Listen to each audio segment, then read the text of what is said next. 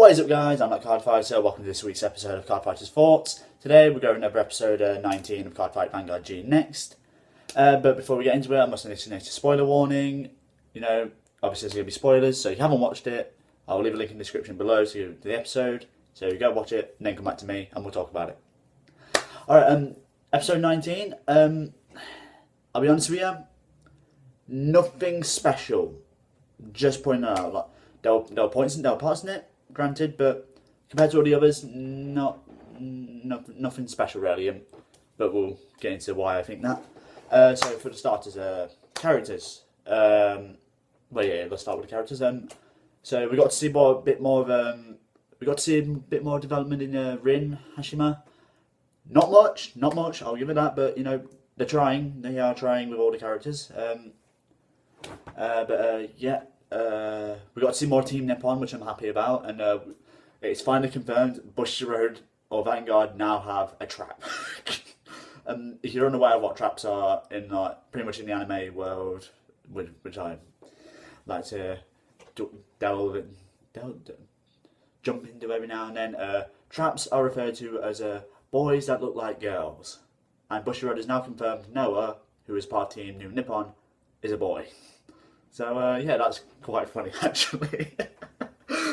So anyway, I'm getting sidetracked. I'll be honest with you, nothing really special about the character development. We did get to see a bit of development in Rin, but apart from that, no other characters were really developed except for we found out that Noah's a boy.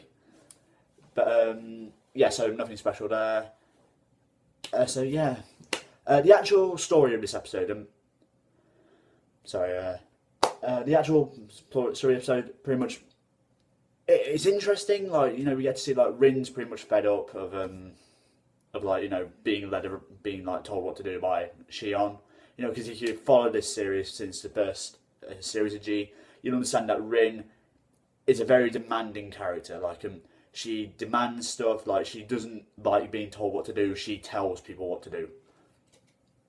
And it's just you actually see in this series so far that she absolutely hates it when she's being told what to do by Shion, and it's nice to see that they're actually addressing that and she's trying to take action against it by challenging Shion to a fight, and if she wins, then She said she was threatening to leave, but I don't think she would have left even if she did win. I think she would have just taken command of the whole entire team.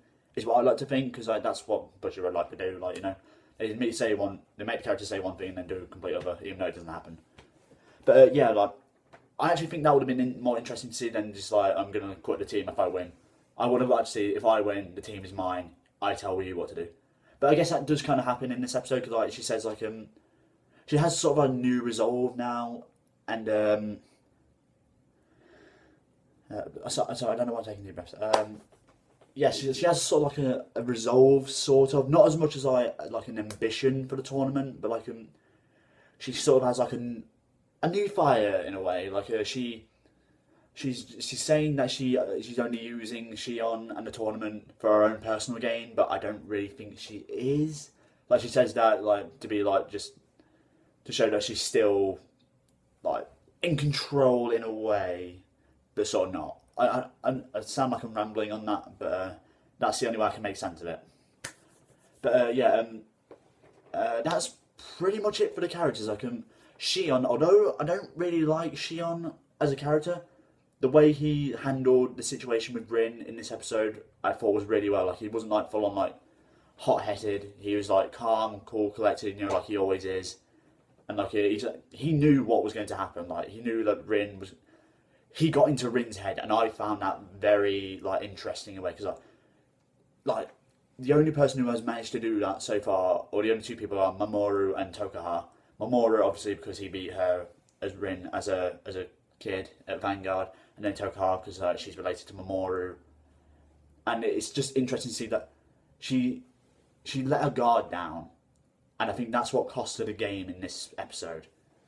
And it's nice to see that Kiba, he has a way of doing things, it's hard to explain, but the way he did it, it was really well done. It's almost it was subtle, but when it really mattered, like you could tell, like he got into her head. He had her right where he wanted her, and it was just really entertaining to watch. Now, like I said, I don't really like Shion as a character, but the way he did it, really, really good.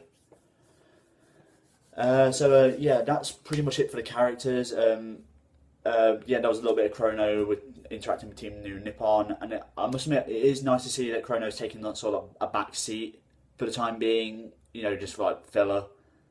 Yeah, I guess it is filler. Like, just so like we get to see all the other characters and like develop them and like see their own ambitions like being brought to life a little bit more. But it's still nice to see Chrono like interacting with all the other characters as well, instead of just like interacting with like Kazuma and Tayo. So yeah, it's nice to see him taking a back seat for a while, and before like him coming back, and then like just doing what all main anime protagonists do, just arrive and kick ass, pretty much. Although in Chrono's case, probably not gonna kick ass. So yeah, music wise, again nothing special, just rinse and repeat of the old like tunes, like granted where they actually played the music fitted very well, but again, nothing special. Just rinse, repeat. Animation I thought was very good. Just pretty much like the same as all like the other episodes, except for like a few minor exceptions, shall we say. But yeah, thought animation was very good. It doesn't look like they're slacking up as much now, like the animators, should I say. And it is nice to see that. Yeah, no, that's pretty much all I have to say on that one. God, we are racing through this episode. I'm actually. What else can I talk about? Again, write a script, Jack. It's pretty simple. I guess what I actually thought of the episode. Well, I know what everybody said in the beginning. It was good, but again, nothing special. It could have been a lot better. Actually, before we start going on to that, there was a part in the start where like Rin tries to talk to Tokuha, and so I think it's sort of like a throwback to the first season where like Rin pretty much had Tokuha wrapped around her finger. Like she had like literally she messed up Tokuha really badly, and it was because of that. Like she sort of still has this sort of like idea that I can mess with this person, and the fact that Tokuha is just like I think she's sort of clueless in a way, but I think she has a slight idea of what Rin was trying to do, but I don't know, I think she's just trying to play it off. But I like how they tried to throw it back to season 1, how like Rin's still trying to be this like bitchy sort of like what's the word, like commanding character, I guess we could say. Sort of like bossy, just trying to make sure that she makes everyone else like feel think lesser themselves in a way. And again, that's what Shion. I guess that's technically what Shion's done in this episode. Like, she's made Rin, like he has made Rin feel like she's not in control anymore, and that is very hard to do with Rin. As we all know from like the previous seasons, like she is a very, very dominant character, personality-wise. So yeah, it was nice to see. And then in the last episode, episode 18, there was a part in it where like Rin was sort of like that was sort of hinted at this episode as well.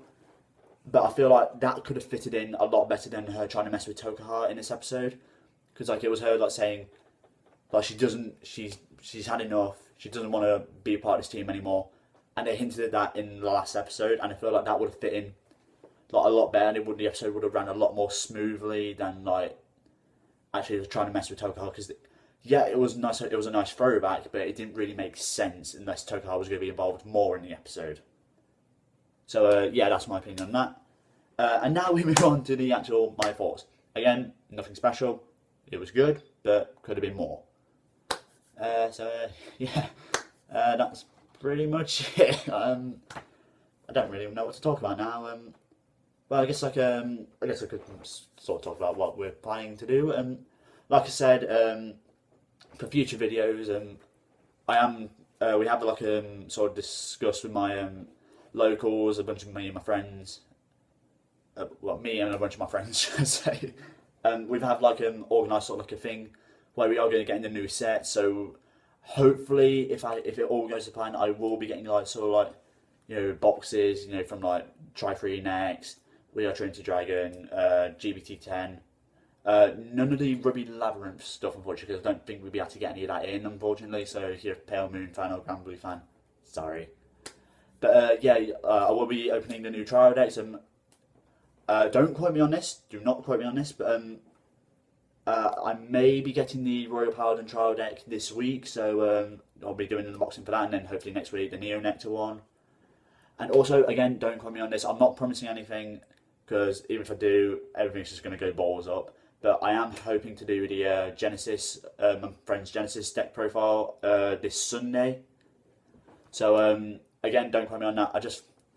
The reason why I feel like I need to do this is because these are getting quite boring now. It's getting boring for me. It's probably no doubt it's getting boring for you guys. So I'm just feeling like, even though I don't have really a new camera, I'm going to try my best to actually get a good quality deck profile out. So like, you know, it's not just like, oh yeah, another CardFighter's thoughts. So yeah, hopefully you can look forward to that coming out probably this Monday or maybe Sunday. I don't know. It just depends when, you know, it uploads.